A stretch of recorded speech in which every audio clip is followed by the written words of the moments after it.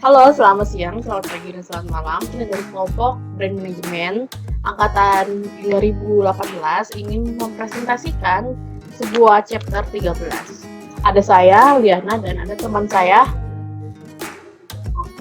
Michael Lee. Kita akan mempresentasikan mengenai introducing and naming new products and brand extension.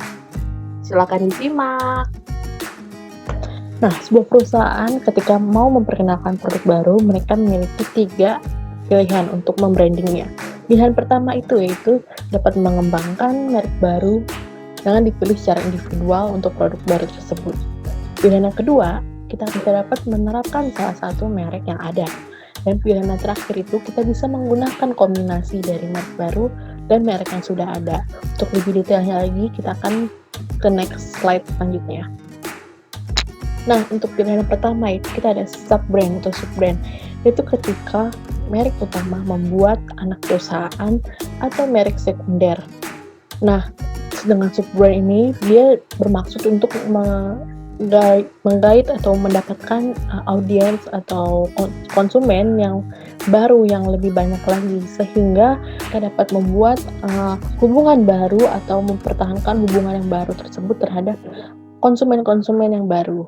Nah, dengan sub-brand ini tuh mereka mempunyai logo atau identitas tersendiri yang berbeda dengan brand yang sudah ada atau merek utama. Tetapi mereka tidak terlalu beda lah ya. Ada beberapa yang masih ada yang terkait dengan merek utamanya. Nah, sub-merek ini seringkali memiliki standar merek, logo, perlakuan, warna, dan lain-lain. Nah, terus juga submerek ini mencerminkan identitas yang sama dengan merek induk. Nah, seperti yang tadi saya bilang, dia ada yang mungkin terkaitan dengan merek utama atau merek induk. Jadi enggak semuanya berbeda. Next, pilihan yang kedua, parent brand atau merek induk. Nah, parent brand itu merupakan merek yang sudah ada yang memunculkan perluasan merek dengan mendukung produk atau layanan terkait dengan membagikan identitas mereknya. Nah, nanti kita ada slide yang menunjukkan gambaran apa sih tentang parent brand atau tadi sub-brand. Kita ada gambarannya ya. Next, kita pilihan yang ketiga yaitu kita ada brand extension atau brand lanjutan. Nah, itu merupakan perusahaan menggunakan salah satu nama mereknya yang sudah mapan pada produk atau kategori produk baru. Nah, brand extension ini merupakan jadi salah satu strategi marketing ketika kita ingin menjangkau konsumen baru juga, sama seperti sub-brand. Nah, berbeda dengan sub-brand, kalau brand extension ini mereka menggunakan merek yang sama, tapi mereka mengeluarkan produk dengan kategori produk yang berbeda. Contohnya itu misalkan merek Lifebuoy. Lifebuoy awalnya itu merupakan produk sabun mandi, sabun body wash. Nah, seiring jalannya waktu, Lifebuoy juga mengeluarkan produk sampo. Nah, seperti itu yang gambaran tentang brand extension. Nah, sekarang saya akan memberikan contoh atau ilustrasi dari brand sub-brand, parent brand, dan brand extension. Nah, contoh yang saya ambil adalah perusahaan Unilever. Nah, kalian pasti udah pernah dengar kan perusahaan Unilever. Nah, Unilever ini termasuk dalam kategori parent brand atau perusahaan induk karena Unilever memproduksi beberapa brand-brand yang terkenal yang sering kita gunakan. Nah, brand yang diciptakan oleh Unilever ini contohnya ada sebagai berikut. Pertama, di bidang perawatan tubuh, Unilever menciptakan brand ada Sweet Sal, ada Dove, ada Lifebuoy, ada Vaseline, lalu juga ada Lux sabun, lalu juga ada Pond's, lalu juga ada Rexona, dan juga ada X. Lalu di bagian perawatan rambut ada Sunsilk, Tresemme. Nah, Untuk di bagian perawatan muka ada Fair and Lovely. Nah, untuk kebutuhan rumah tangga ada Royco di bagian bumbu masakan, ada Bango, lalu juga ada di bagian mencuci piring sabun Sunlight, untuk mencuci pakaian ada Rinso, lalu juga ada Chief, lalu ada Whipple, lalu juga ada Molto, lalu ada Superpel dan sebagainya. Dan di bidang makanan, Unilever memproduksi brand Walls, es krim Walls, lalu ada es krim Pedal Pop, lalu juga ada es krim Magnum. Dan untuk di minuman instan ada Lipton dan ada Sari Wine. Nah, itu merupakan contoh sedikit dari brand soft brand yang diciptakan oleh Unilever, itu parent brand. Nah, ini seperti gambarannya dari parent brand. Yang pertama Unilever paling atas karena merupakan brand utama, lalu bawahnya itu merupakan sub brand. Nah, sekarang kita akan bahas tentang apa sih itu brand extension dan bagaimana bentukannya. Nah, saya mengambil contoh dari sub brand Dove. Kalian pasti tahu kan Dove. Ya, Dove itu yang pertama kali kita dengar merupakan produk untuk tubuh, untuk sabun tubuh. Nah, seiring berjalannya waktu, brand Dove ini mengeluarkan produk baru dengan kategori produk yang berbeda. Dove menciptakan produk seperti body lotion, lalu juga ada deodoran. Nah, hal seperti itu yang dinamakan dengan brand extension, yaitu memunculkan produk baru dengan nama brand yang sama, logo yang sama, tapi dengan kategori produk yang berbeda. Kita ada keuntungan-keuntungan yang didapatkan dari extensions apa aja? Ada dua. Yang pertama, kita dapat memudahkan penerimaan produk baru, dan yang kedua, kita dapat mendapatkan umpan balik dari manfaat merek induk tersebut. Yang pertama itu, dalam memudahkan penerimaan produk baru, pertama kita dapat memperbaiki brand image, dan yang kedua, kita dapat mengurangi resiko dipersepsi oleh pelanggan. Bukan berarti kita tidak mau dipersepsi oleh customer kita, bukan. Maksudnya dari mengurangi resiko dipersepsi oleh pelanggan itu, kita dapat mengurangi resiko yang macam-macam atau pendapat yang macam-macam yang mungkin yang tidak bersangkutan dengan produk atau merek tersebut. Nah, kita dapat mengurangi pendapat masyarakat yang aneh-aneh yang macam-macam itu karena merek yang melakukan extension ini tuh rata-rata merek yang sudah mapan atau yang sudah dikenal masyarakat luas. Jadi masyarakat luas pasti sudah mengenal merek tersebut. Jadi mereka dapat langsung mengetahui tentang merek extensionnya dengan mengetahui merek induknya. Yang ketiga, kita kemungkinan dapat distribusi dan uji coba meningkat. Nama merek yang mapan meningkatkan minat dan keinginan konsumen untuk mencoba produk baru yang memiliki nama merek yang mapan. Dan yang keempat, kita dapat meningkatkan efisiensi dari promosi pengeluaran. Nah, seperti yang tadi saya bilang, kebanyakan sebuah merek yang melakukan extension itu merupakan merek yang sudah dikenal masyarakat luas. Nah, dengan adanya extension ini, kita dapat mengurangi promosi pengeluaran dan kita juga dapat meningkatkan efisiensinya. Sama dengan keempat dan kita berkaitan. Yang kelima ini kita dapat mengurangi biaya dari pengantar dan mengikuti pemasaran program. Dan yang keenam, kita dapat menghindari biaya dari mengembangkan sebuah merek baru.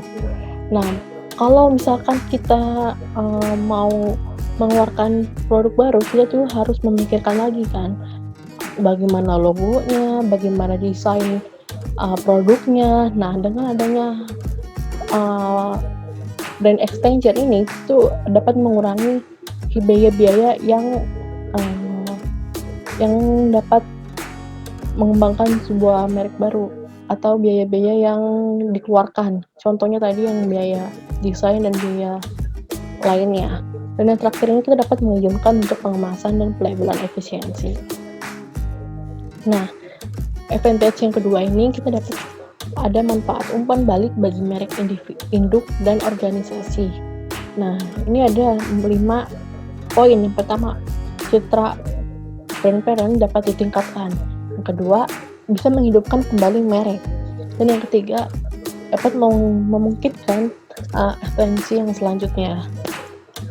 Keempat, kita dapat mengklarifikasi makna dari merek tersebut. Dan yang kelima, kita dapat mengaitkan merek asli atau inti dengan produk baru, sehingga mereka juga dapat memiliki asosiasi kualitas yang baik. Nah, kita juga ada kekurangan dari merek extension. Nah, yang akan dijelaskan oleh Michael lebih detail lagi di next slide. Ada 5 poin, yaitu pertama, dapat membingungkan atau menggagalkan konsumen. Yang kedua, dapat mempertemuan pengecer perlawanan. Ketiga, kita dapat berhasil tetapi mengurangi penjualan merek induk. Keempat, kita dapat berhasil tapi merusak citra merek individu. Dan terakhir, kita dapat gagal menciptakan citra merek individu yang negatif. Next akan dijelaskan oleh Michael. Oke, saya akan lanjutkan dari presentasi dan membahas tentang kekurangan dari ekstensi merek.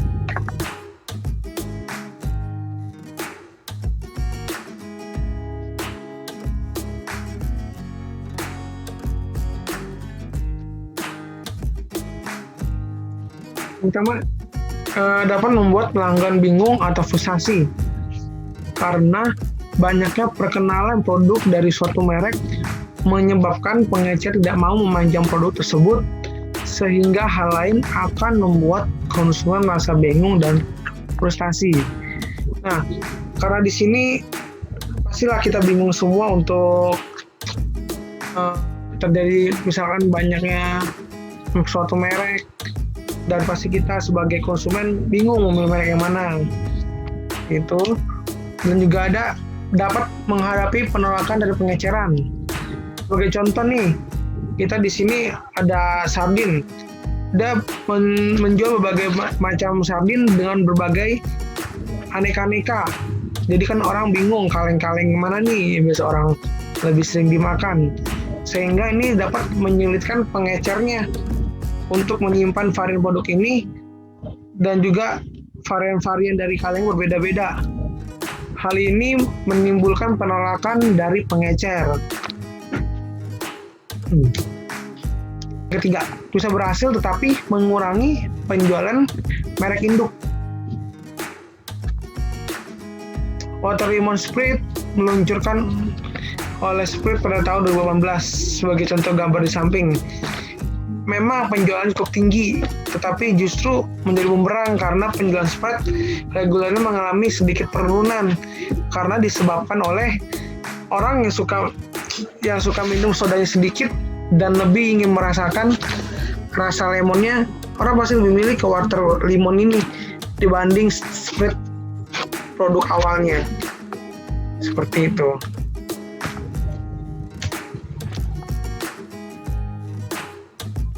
Nah, yang keempat, dapat berhasil tetapi merusak citra merek tersebut, merek individunya. Sebagai contoh, di KFC sekarang mereka menjual cookies dengan berbagai macam rasa.